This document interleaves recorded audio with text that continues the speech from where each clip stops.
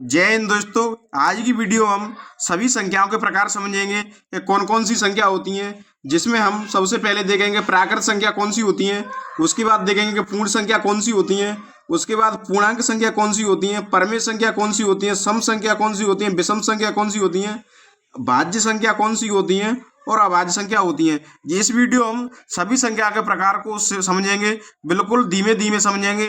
तो इसलिए दोस्तों आप वीडियो को अंत तक देखते रहिएगा, और अगर आपने हमारे चैनल को सब्सक्राइब नहीं किया तो पहले चैनल को सब्सक्राइब कर लीजिएगा, जिससे हमारा हर आने वाला वीडियो आप तक पहुंचता रहे। तो आइए शुरुआत करते हैं सबसे पहले प्राकृत संख्या से। तो देखते हैं प्राकृत संख्या कौन कौन सी होती हैं। तो हमारी प्राकृतिक संख्या कौन सी होती हैं? जो संख्या एक से प्रारंभ होकर अनंत तक जाती हैं प्राकृतिक संख्या कहलाती हैं। तो दोस्तों प्राकृतिक संख्या कहाँ से स्टार्ट होती हैं? 1 से 2, 3, 4 इसी प्रकार अनंत तक जाती हैं, उन्हें क्या कहते हैं? प्राकृत संख्या कहते हैं। कि जो संख्या 1 से प्रारंभ होती हैं अनंत तक जाती हैं प्राकृत संख्या कहलाती है। तो ये प्राकृत संख्या की परिभाषा हो गई दोस्तों। अब देखते हैं नंबर 2 पे क्या दिया गया है। तो नंबर 2 पे दिया गया है पूर्ण संख्या। तो अब देखते हैं पूर्ण संख्या कौन कौन सी होती हैं।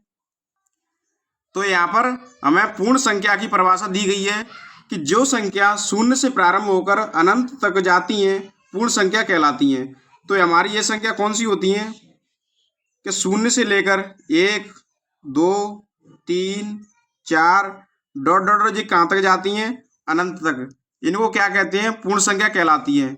कि जो संख्या शून्य से प्रारंभ होकर अनंत तक जाती है वो संख्या कौन सी कहलाती है? पूर्ण संख्या। अब देखते हैं नंबर 3 पे कौन सी संख्या आती है। तो नंबर 3 पे दिया गया है पूर्णांक संख्या। तो अब पूर्णांक संख्या को समझते हैं कि पूर्णांक संख्या कौन कौन सी होती हैं। तो यहाँ पर पूर्णांक संख्या की परिभाषा दी गई है कि जो संख्या शून्य से प्रारंभ होकर दोनों तरफ चलती हैं, दाईं ओर धन पूर्णांक और बाईं ओर ऋण पूर्णांक होती हैं। तो जो संख्याएं क्या कहलाती हैं? पूर्णांक संख्याएं। तो आइए इनको नंबरों में समझते हैं कि नंबरों में किस प्रकार से होती हैं। जो संख्याएं शून्य से प्रारंभ होती हैं, जैसे इस ओर तो धन पूर्णांक में जाती हैं, जैसे +1, +2, +3, +4। इसी प्रकार से जो अनंत तक जाती हैं और ये दाईं ओर प्लस में जाती हैं, इसी प्रकार से बाईं ओर माइनस में जाती है, -1, -2, -3 और -4। इसी प्रकार अनंत से इस तरफ भी जाती हैं। तो ये संख्या हमारी क्या कहलाती है? पूर्णांक संख्या है। इस तरफ की संख्याओं को धन पूर्णांक कहते हैं और इस तरफ की संख्याओं को ऋण पूर्णांक कहते हैं। तो यहाँ पर ये शून्य होता है, यहाँ पर मैं लिख देता हूँ धन पूर्णांक। इन संख्या को कहते हैं ऋण पूर्णांक। अगर आपसे पूछे कि सबसे छोटी धन पूर्णांक कौन सी है, तो इसका आंसर हमारा होगा 1। और अगर हमसे पूछे कि सबसे बड़ी ऋण पूर्णांक कौन सी होगी, तो सबसे बड़ी ऋण पूर्णांक -1 होगी। और इसके बाद सबसे छोटी ऋण पूर्णांक को हम बता नहीं सकते हैं, क्योंकि अनंत तक संख्या जाती हैं।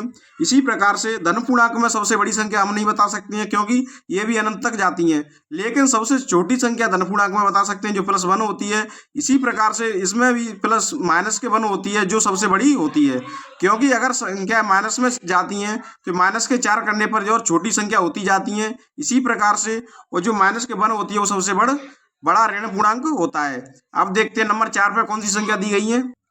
तो नंबर 4 पे दिया गया है परमेय संख्याएं। तो अब देखते हैं परमेय संख्याएं कौन कौन सी होती हैं।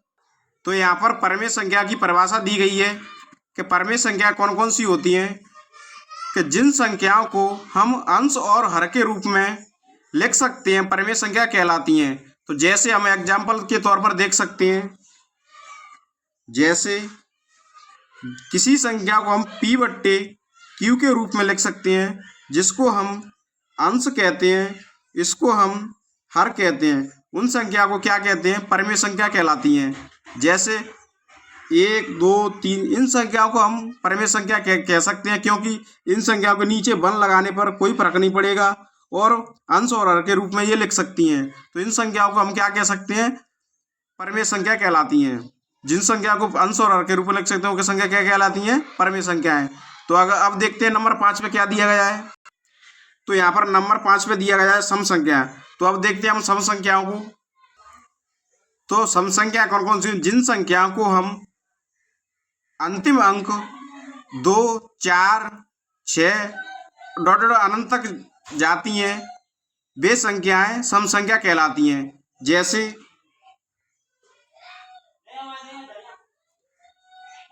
2, 4, 6, 8, 10, 12 डॉट डॉट ये कहाँ तक जाती है, अनंत तक। जिन संख्याओं को हम क्या कहते हैं, सम संख्या कहते हैं। अब देखते हैं 5 नंबर पे क्या दिया गया है। 6 पे नंबर 6 पे दिया गया है विषम संख्याएं। तो विषम संख्याओं को समझते हैं हम। विषम संख्या कौन कौन सी होती हैं। तो अब आती है हमारी विषम संख्या। तो विषम संख्या होती हैं जैसे 1, 3, 5, 7 और डॉट डॉट अनंत तक जाती हैं। इन संख्याओं को कहते हैं विषम संख्याएं। ये संख्याएं अल्टरनेट चलती हैं। जैसे सम संख्या 2 से चलती हैं, ये इस विषम संख्या 1 से चलती है। 1, 3, 5, 7, 9, 11 इसी प्रकार से ये चलती हैं। 2, 4, 6, 8, 10, 12 अल्टरनेट चलती है सम संख्याएं और विषम संख्याएं। तो अब देखते हैं हम 7 नंबर पे कौन सी संख्या दी गई है। तो नंबर 7 पे दी गई हैं भाज्य संख्याएं। तो अब भाज्य संख्याओं को समझते हैं कि भाज्य संख्या कौन कौन सी होती हैं। तो हमारी भाज्य संख्याएं कौन सी होती हैं, जिन संख्याओं में हम एक और स्वयं और अन्य किसी संख्या से भाग जाता है भाज्य संख्या कहलाती हैं। जैसे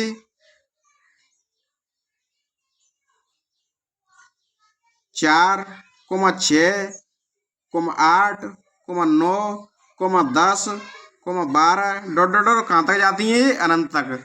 जैसे 1 में 4 में 1 से भी भाग जा रहा है, 4 में 2 से भी भाग जा रहा है और स्वयं से भी भाग जा रहा है। इसी प्रकार से 6 में 1 से भाग जा रहा है, 2 से जा रहा है, 3 से जा रहा है और 6 से जा रहा है। क्योंकि 1 से और स्वयं से और अन्य संख्याओं से भागा जाता है, उन्हीं संख्याओं को क्या कहते हैं, भाज्य संख्या कहते हैं।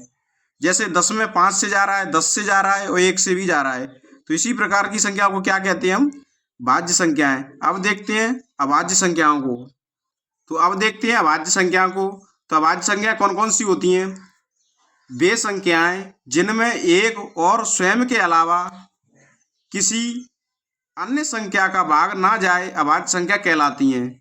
अब इनको हम एग्जाम्पल के तौर पर समझ सकते हैं। जैसे